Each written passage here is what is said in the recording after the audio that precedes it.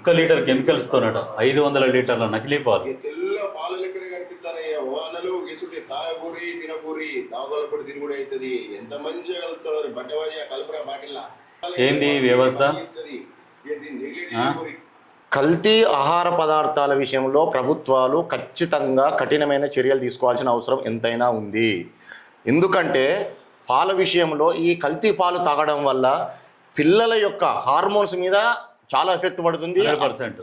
ఆరోగ్యము కూడా వాళ్ళు మెంటల్లీ ఫిజికల్లీ చిన్న పిల్లలు పసిపిల్లలు కూడా ఇటువంటి ఇప్పుడు పాలు తాగిస్తున్నారు కాబట్టి ఫిజికల్లీ డిజేబుల్డ్ మెంటల్లీ డిజేబుల్డ్ అయ్యే అవకాశాలు ఉన్నాయి. క్యాన్సర్ కల్తీ పాలు తాగడం వల్ల క్యాన్సర్ వచ్చే అవకాశాలు ఉన్నాయి. డాక్టర్లు వారి ఇంటర్వ్యూలో కానీ చాలా విషయాల్లో సందర్భం వెల్లడించడంలో జరిగింది. ఈ పాలు తాగడం వల్ల పిల్లలు ఒబేసిటీకి గురవుతున్నారు. ఇంకా ఆడపిల్లలు అయితే తొందరగా మెచ్యూర్ కావడము ఇట్లాంటివి జరుగుతున్నాయి. అవును. కొంతమంది ఏం చేస్తారు అంటే బర్రెలకు ఇంజక్షన్లు కొట్టి కూడా బలవంతంగా పాలు వింటున్నారు. ఇంకొక విషయాన్ని గుర్తుపెట్టుకోవాలి. ఈ విషయంలో బర్రెలకు దూడలు ఉంటాయి. దూడలకు పాలు తాగిన తర్వాత మన తాతల కాలం నుంచి దూడలు పాలు తాగిన తర్వాత వాటికి ఒక 20% నుంచి 25% వదిలిన తర్వాత మిగతా పాలు మనం పిండేది.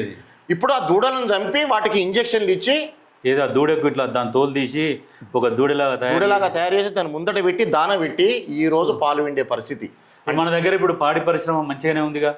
పాడి పరిశ్రమ ఇప్పుడు సుమారు తెలంగాణలో 4 కోట్ల మందిలో ప్రతిరోజు టీ కాఫీ పాలు తాగే వాళ్ళు ఉంటారు.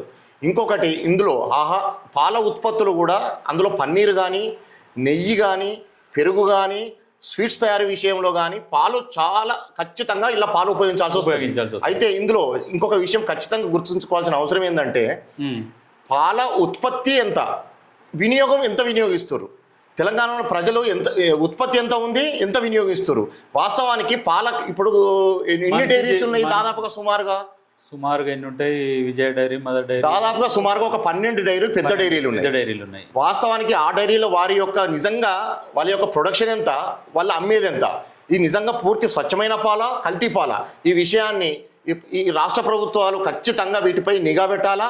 ఫుడ్ సేఫ్టీ ఆఫ్ ఇండియా వీళ్ళు కూడా వీటి యొక్క నాణ్యతను రెగ్యులర్గా పరీక్షిస్తూ ప్రజల ఆరోగ్యాన్ని కాపాడాల్సిన అవసరం ఎంతైనా ఉందని. సగటుగా రోజుకు ఒక మనిషికి పాలు ఎంత అవసరం పడుతుంటాయి అందాదా? కొంతమంది టీ తాగుతారు, తాగని వాళ్ళు ఉంటారు. 300 ml నుంచి ఖచ్చితంగా 350 ml ఒక పౌరునికి, సాధారణ పౌరునికి ఒక రోజుకు 4 కోట్ల జనాభా ఎంత లేదన్నా కానీ ఒక 1.5 కోటిన్నర లీటర్లు వేసుకో. సుమారు 1.5 లీటర్ల ఉత్పత్తి ఉందా తెలంగాణలో? పాడి పరిశ్రమ 1 కోటిన్నర లీటర్లు ఇచ్చే సామర్థ్యం ఉందా? లేవా మన దగ్గర అంత పాడి పరిశ్రమ? 50 లక్షల లీటర్లు. గతంలో కేసీఆర్ ఉన్నప్పుడు పాడి పరిశ్రమకు పెద్దపీట వేసిన, బర్రెలు కావాలన్న వాళ్ళకి బర్రెలు సబ్సిడీ కింద బర్రెలు ఇచ్చినాము. ఇప్పుడు ఇక్కడ ఈ పాడి పరిశ్రమ పెట్టుకుంటున్నారని చెప్పేసి డైరీ ఫామ్లు విచ్చలవిడిగా పెట్టుకోండి, మేము సబ్సిడీ ఇస్తున్నామని చెప్పేసి గతంలో చెప్పిండు కదా, చాలా మందికి సబ్సిడీ ఇచ్చి. తెలంగాణలో పాడి పరిశ్రమ ఖచ్చితంగా కుంటుపడ్డదనే చెప్పొచ్చు. దాదాపుగా తెలంగాణలో నిజంగా చెప్తున్నా దాదాపుగా 1.5 లీటర్ల సామర్థ్యం ఉండే అవకాశమే లేదు. 50 నుంచి 60 లక్షల సామర్థ్యం ఉంటే ఇలా 1.5 లీటర్లు పాలు ఎట్లా వస్తున్నాయి? ఈ కల్తీ పాలేనా, స్వచ్ఛమైన పాలేనా? దీంతో పన్నీర్ కూడా తయారవుతుందట. ఈ పాలతోని తయారు చేస్తారు. పాలే తయారు చేసినప్పుడు పన్నీర్ తయారు చేయడం ఆశ్చర్యం ఉంది. నెయ్యి తయారు చేస్తారు, పెరుగు తయారు చేస్తారు, అన్ని తయారు చేస్తారు. ఇప్పుడు కొంతమంది టిఫిన్ సెంటర్లల్లో ఇప్పుడు గీ ఇడ్లీలు అని చెప్పేసి ఇంత నెయ్యి పోస్తుంటారు. వాడు ఇచ్చేది మళ్ళీ 70 రూపాయలకు ప్లేట్ ఇస్తాడు, 2 కప్పుల నెయ్యి పోషిస్తాడు. అది ఎట్లా పాసిబుల్ అవుతుంది? అది సాధ్యం అయ్యే పని కాదు. ఈ రోజు పాడి పరిశ్రమలో ఒక సాధారణ రైతును క్వశ్చన్ చేస్తే ఆయన ఒకటే విషయం చెప్తుండు, సార్ మాకు 100 రూపాయలు 1 లీటర్కి ఇస్తే గిట్టుబాటు అవుతుంది సార్. ఒక పశువుకు దానా కానీ దాని నుంచి వచ్చే పాలు కానీ మా దగ్గర పనిచేసే కార్మికులు కానీ షెడ్డు అన్నిటికీ క్యాలిక్యులేషన్ చేసుకుంటే సార్ మాకు 1 లీటర్కు 100 రూపాయలు వస్తే మాకు ఏమైనా గిట్టుబాటు అవుతుంది సార్. ఈ 50 రూపాయలు 60 రూపాయలు గిట్టుబాటు అయ్యే పరిశ్రమ లేదు సార్. మనకి ఇప్పుడు ఈ డైరీ నుంచి పాలు మనకు 52 రూపాయలకు లీటర్ అట్లా ఇస్తున్నారు.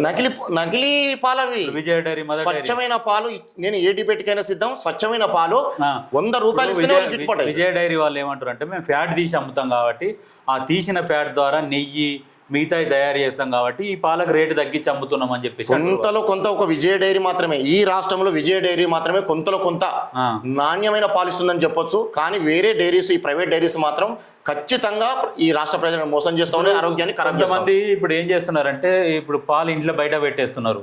బయట పెట్టి మర్చిపోయి ఒక 2 రోజులు అయినా కాగబెట్టినా కూడా పలుకుతలేవు పాలు. ఒరిజినల్ పాలు అయితే పలుకుతాయి. ఒరిజినల్ పాలు అయితే వలుతాయి. కల్తీ పాలు ఎట్లా వలుగుతాయి? అవి పాలు అయితే కదా పగలడానికి. దీన్ని ఎవరు అరికట్టాలి మరి ఇప్పుడు? ప్రభుత్వం అరికట్టాలా, ప్రభుత్వం ఫుడ్ అరికట్టాలి. Safety of India. దీనికి టాస్క్ ఫోర్స్ వాళ్ళు కూడా దాడులు చేయొచ్చు కదా ఇన్ఫర్మేషన్ ఉంటే. ఖచ్చితంగా ఆ? ఖచ్చితంగా